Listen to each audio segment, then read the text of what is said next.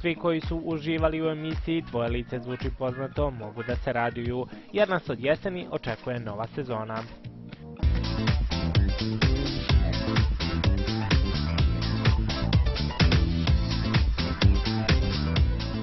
Popularni šou Tvoje lice zvuči poznato ponovo će se emitovati na jesen, otkrio je direktor produkcije Emotion Goran Stamenković.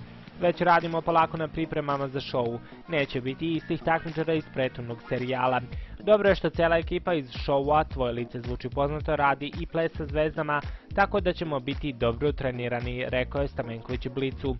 Prvu sezonu show programa, koji ima humanitarni karakter, obeležili su povednica Ana Kokić, Aleksa Jelić, Željko Šašić, Skaj Vikler, Sneki, Tamara Dragičević, Knez.